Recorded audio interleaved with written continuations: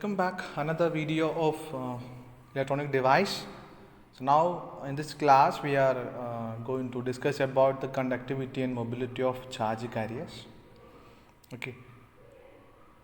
So let me read this slide first. The charge carriers in a solid are in a constant motion at a thermal equilibrium. At a room temperature, motion of an individual electron may be visualized as random scattering from lattice vibrations, impurities and other electrons. Since the scattering is random, there is no net motion of a group of n electron per cubic volume over any period of time. The probability of the electron returning to its starting point after some time t is negligibly very small. So what this slide says basically, at thermal equilibrium, what happened inside a silicon or germanium semiconductor bar. Okay. So what will happen at room temperature, or you can call it thermal equilibrium, what exactly happening inside? So there are many electrons, right? There are many electron in extrinsic semiconductor. When we add impurities, the semiconductor become extrinsic. In such cases, there are free electron available by default, right? That free electron will move inside of a solid very randomly. So look like this. Okay, this is the movement of one electron inside the semiconductor. That electron start from this point, let's assume A, and that move and get collide with some lattice vibrations or impurities or other electrons, and the movement of path changes at the point B and it reaches C. At C again it's collide with some of these particles, again the movement path changes to D. Okay, and from here again collision happened and it's moved so on. So we cannot predict the path of electrons inside the semiconductor because there are lattice vibrations. We know that silicon atom carbon cubic structure, right? And this silicon atom always vibrating inside the lattice. And if you are adding impurities, there may be some arsenic atom in covalent bond with the silicon, that is impurities. And in that case there may be some electrons available. So these electrons also will collide each other, that is known as scattering. Okay, so it is randomly moving together. And see, this is a one silicon bar and electrons are moving randomly inside. Okay, if you take a group of electrons n, the total motion, the total movement of n number of electrons will be 0. That means if you take a bar of silicon and some electron, this electron will move like this, randomly move and collide, randomly move, and some other electron again it's randomly move here, right? It's randomly move. Okay, and there may be, I can take another one, another electrons, again it's moving randomly here. So if you take a group of electron, the net movement, so it's, if we want to get a current, this electron should move till this end, right? That is how we get a current externally. So but it is not moving from this position, it's keep on scattering, keep on randomly moving this area only. So basically the net motion of a group of electron over a period of time is 0. Net motion of a group of electron over a period of time is 0. And when we talk about the motion, I would like to introduce another term, electron having mass, right? Electron having mass, and electron is moving inside, definitely it has got a velocity. So when I multiply mass into velocity, I'll get a momentum. Any moving particle definitely has got a momentum. and rate of change of momentum is known as force. Rate of change of momentum is known as force. So rate of change of momentum, if P is momentum, rate of change of momentum I usually represent dP by dt. That is actually force. So force I can write rate of change of momentum. So that momentum may be in x direction, momentum may be in y direction, momentum may be in z direction. Okay, so that means what I want to say, the movement of electron may be in x direction. If I consider three-dimensional view, it may be in x directional, or it may be in y directional, or maybe in so momentum will be there in all directions. So if I write a px, that is the component of momentum in x direction. Okay, so if I write a py, it's a component of momentum in y direction. So momentum is nothing but any moving particle having momentum, mass into velocity. Okay, keep in mind. Okay, now see, the electron is start moving from here. This electron is start moving from this position, and it's randomly, very randomly moving through here, and finally it's reach here and maybe nullify. So the probability of the electron returning to its starting point after some time t is negligible. So this electron randomly moving and coming back to the same position is, the probability of coming back to the same position is very negligible. So what I want to tell you basically, right, at thermal equilibrium, the net motion of a group of electron is 0. That is what finally I am concluding from this slide. Okay, still we are continuing. Yeah, if an electric field epsilon x, that means electric field applying in the direction of x, in x direction, electric field is applied in x direction, so electric field always we represent using epsilon x. Okay, I change the red color. Yes, epsilon x, right.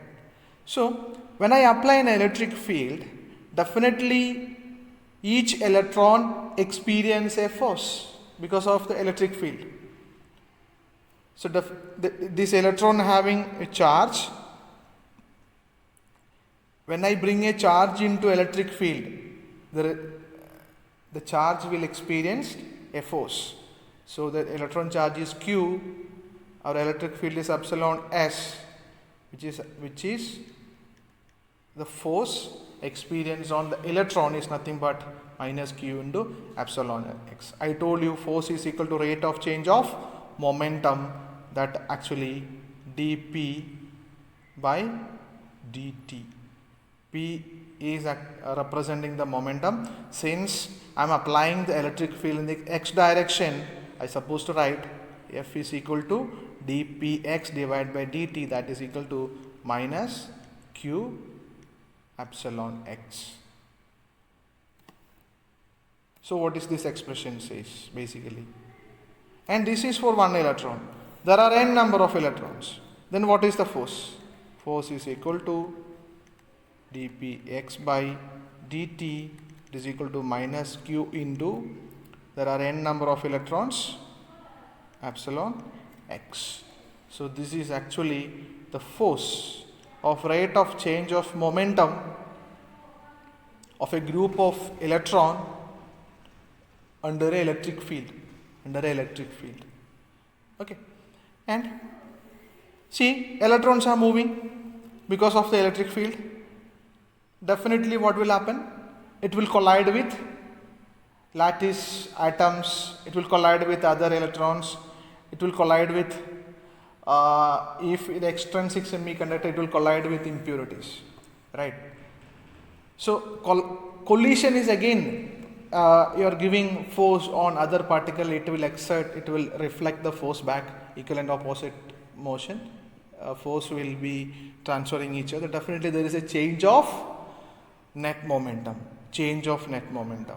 So this is the rate of change of momentum because of the electric flux, and there will be a rate of change of momentum because of the collision. If I add rate of change of momentum because of electric flux and the rate of change of momentum because of collision, the net momentum I'll get 0. Now we have an equation for the rate of change of momentum because of the electric field. And how can we get an equation of rate of change of momentum because of a collision? Let's see. For that I would like to introduce another technical term in front of you, that is a mean free time. What is the mean free time?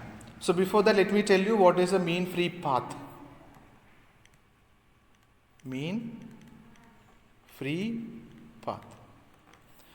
Okay, take the same figure, an electron starting from this point A, and it is traveling in this direction and reaching at the point B and colliding with some particle. So from A to B there is no collision, so the movement of electron in a straight line. No collision. Right. From at the point B, collide with anything, okay, any particle, and the path is changed towards C, and between B to C there is no collision. So I can find out the path. Okay, I can find out B to C, C to D.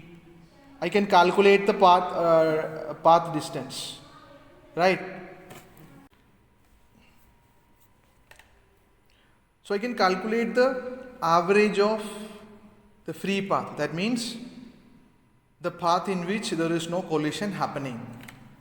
And one more thing I can find out, the time between the scattering event occurred. That means scattering may happen at point A, scattering happened at point B, collision or scattering. Okay, collision happened at point C. So the time between A to B, there is no collision. Time traveling between B to C, there is no collision. Then travel time between C to D, there is no collision. So I can take this time difference, and this time difference. Similar way, I can find out the time difference between all the scattering points. If I take average of that is exactly mean free time. So mean free time is nothing but represented by term T dash.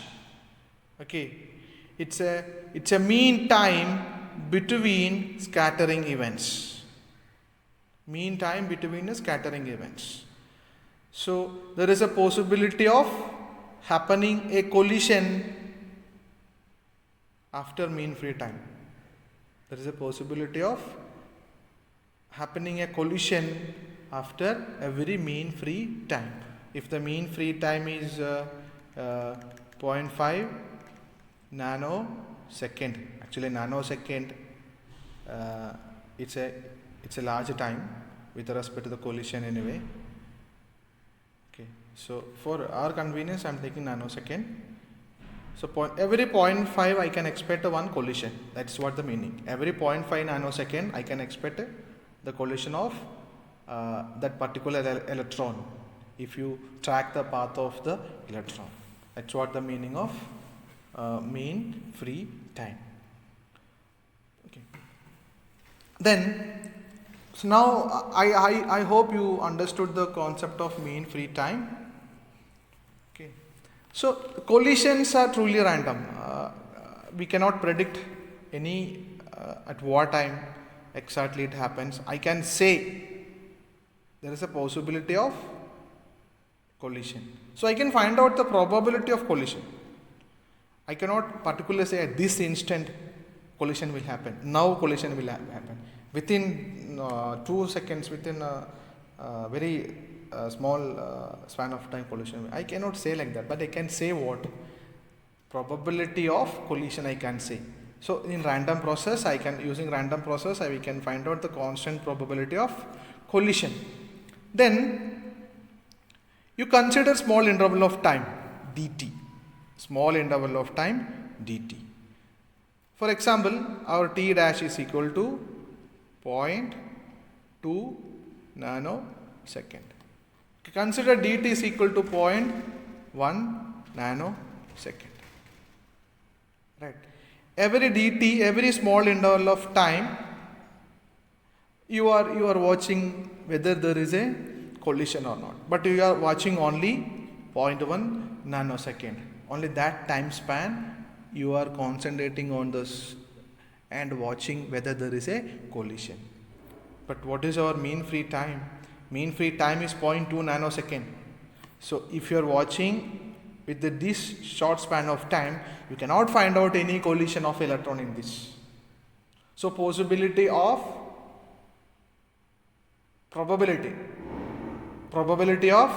collision if dt is equal to 0.0 nanosecond, provided my mean free time is 0.2 nanosecond, probability is very small value.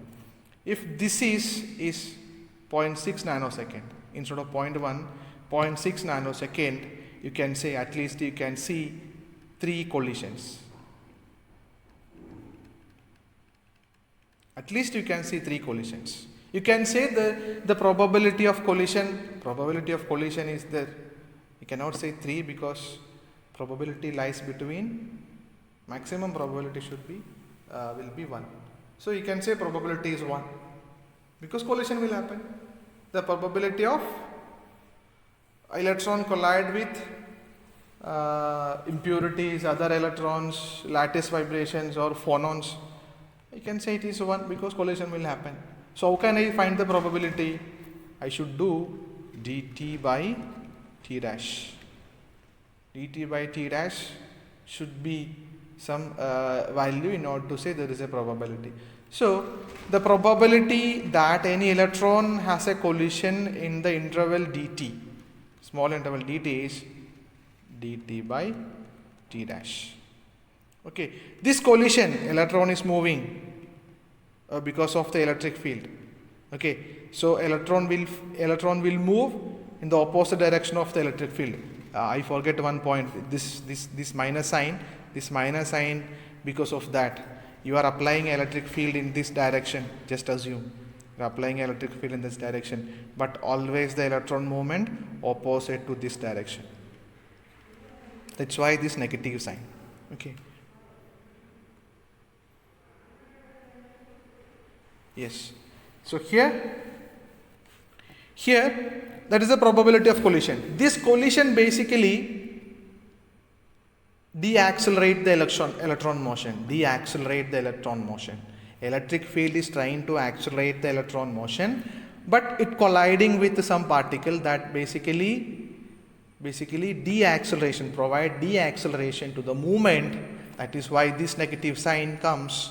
So how do we find out the deacceleration? There is a rate of change of momentum. Velocity is changed. When it collide with some particle, velocity is being changed. So velocity change means momentum is changed. So rate of change of momentum. Okay, the differential change in the momentum I usually represent d or dpx. That is equal to the total momentum into the probability dt by t dash. That is what this expression we got.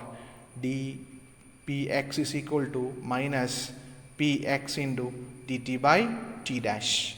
So this probability of collision always deaccelerate the movement of electron. Okay, so now I have this expression. What is the expression? dpx is equal to minus px dt by t dash. So you bring dt to this side, so what will get? dpx divided by dt is equal to minus px by t dash. So this is rate of change of momentum due to collision. Okay, I have another equation before. What is that? Rate of change of momentum. Rate of change of momentum because of electric field. That is minus n q epsilon x. This is what the rate of change of momentum due to field. This is due to collision. Okay, both are negative. This negative because of electron move opposite direction of electric field. This negative means actually deacceleration. It provides, this collision always provide deacceleration to the electron movement. Okay, so what we learned before in the initial, the total momentum, the net momentum inside the semiconductor thermal equilibrium is 0. So I am going to add these two equations so that I am equating to 0. That means px by t dash nq epsilon x is equal to 0. So I can rewrite this expression. I can bring one term right side of the equality. So I will be getting like this.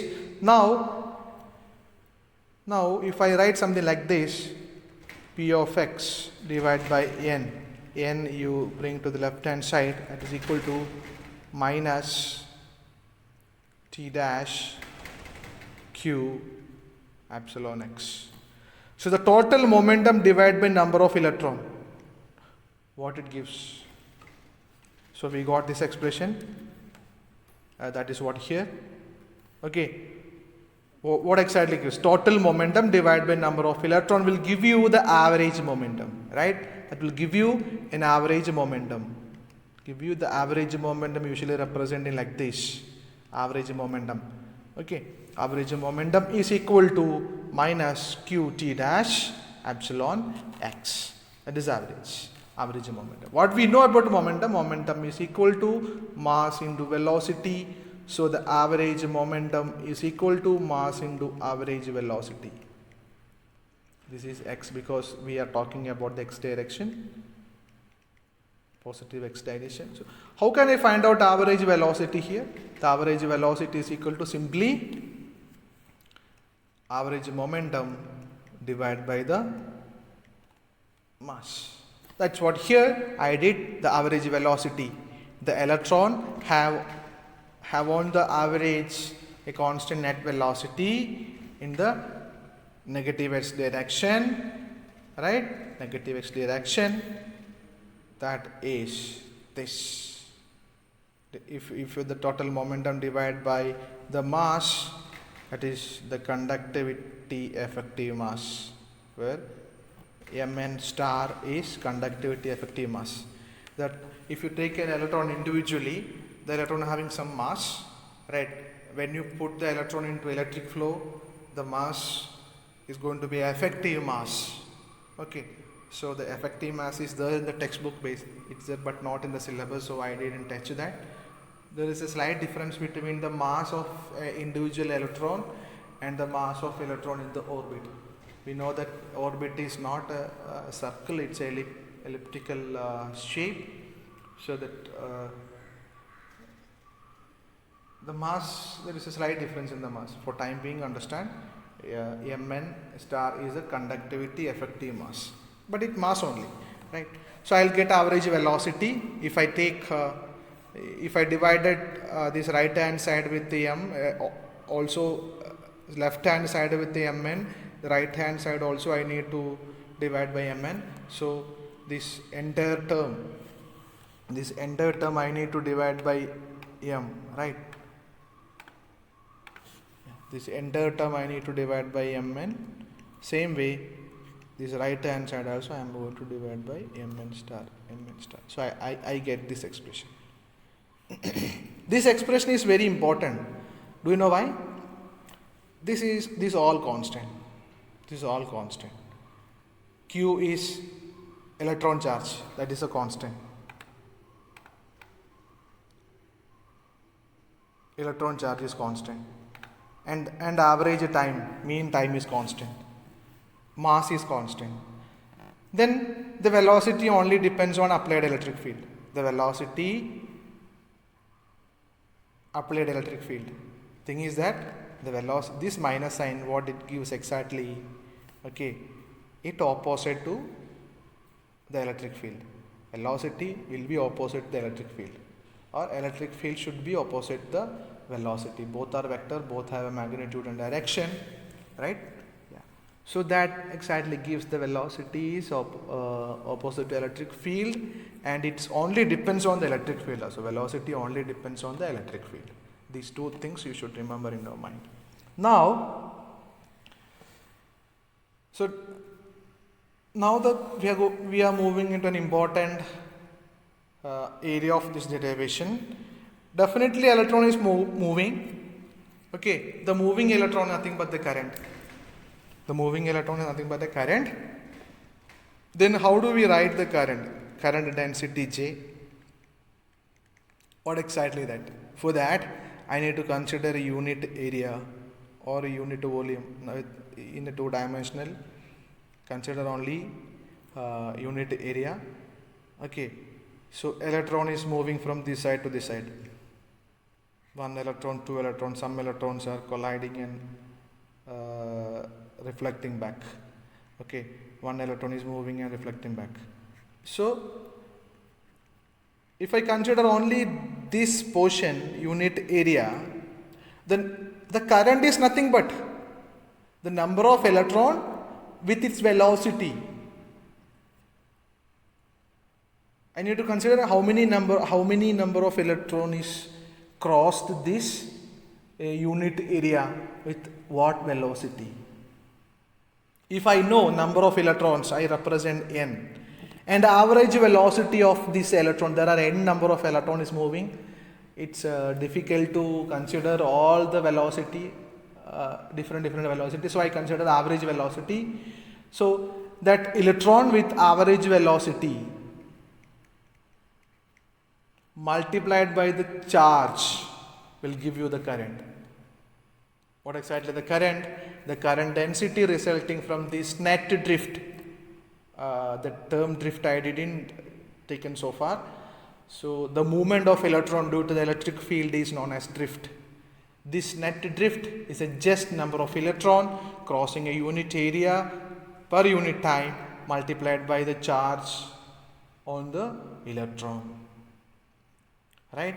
So that's what J, current density, is equal to the charge of electron multiplied by the number of electron crossing a unit area with a velocity. That is the current. Then what is the velocity? What the unit of the current? Ampere. How this ampere comes? The unit of this coulomb per electron, and this actually concentration electron per unit volume, and the velocity centimeter second. Okay, so this electron and electron will cancel, electrons are there. Okay, centimeter square becomes, so coulomb into electron is ampere divided by coulomb per second is ampere, right, divided by centimeter square. Coulomb per second is ampere, charge per unit time is ampere, and centimeter square. Basically the current is amps. That is the unit. So I got this expression, but we already derived expression for the velocity. Previous slide. So I am going to substitute that. Here I will be getting like this. Current is equal to n q square t dash divided by m n star into epsilon x. So thus the current density proportional to electric field. The previous slide what I told, this velocity directly proportional to electric field, right? And the velocity actually gives us current. Then the current is actually automatically the current is proportional to electric field. All these terms are constant. This term is very difficult to remember, so I write expression, simplifying the expression like this: Jx is equal to sigma epsilon x, where sigma is equal to n square t dash divided by mn, just a mathematical circus. So this is known as conductivity.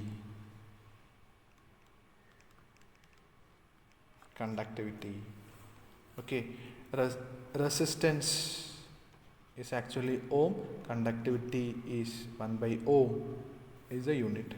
It's opposite of resistance. Conductivity is opposite of resistance. Okay, now the conductivity sigma is equal to q n mu n. It's again a mathematical simplification.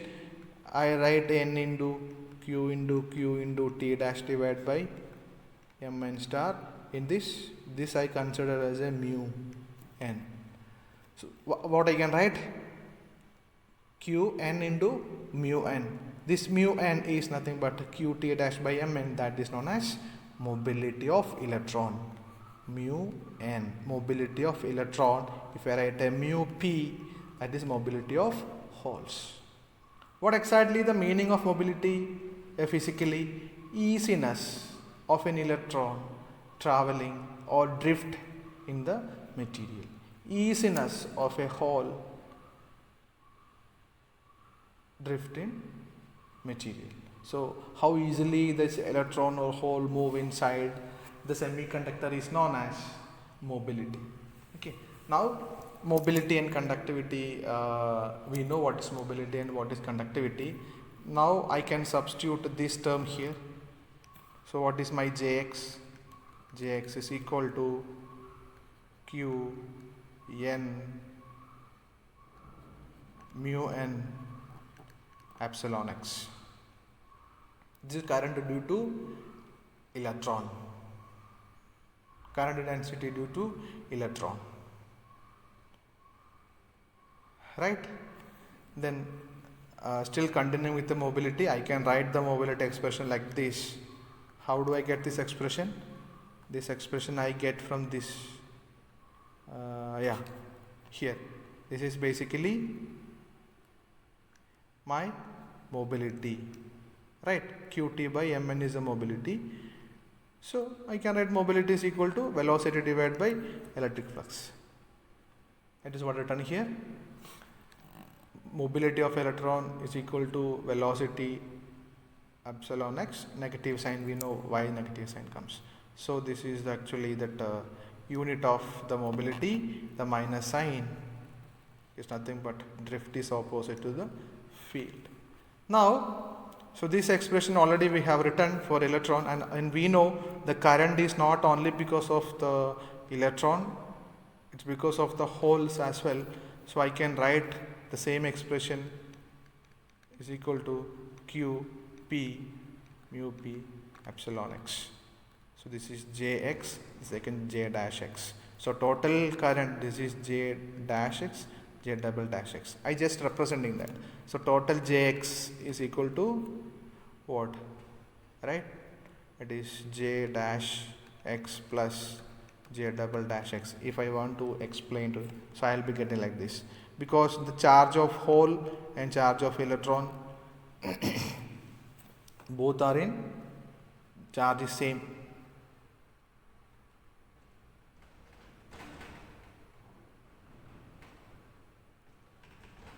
Yeah, it's same. So I can write like this, and I can add. So I'll be getting like this expression, final expression of the current density because of the holes and because of the electron, q into n mu n plus p mu p into epsilon x. So where p is the holes concentration, n is the electron concentration. Mu n is mobility of electron, mu p is mobility of hole. Q is charge of carriers. This is applied electric field. Current is not opposite direction of electric field. It is in phase with electric field, not opposite. It is in in the same direction of electric field. Okay, so electron moves opposite the electric field, but the current always in same direction of electric field. Okay, yeah, keep in mind. Okay, thank you.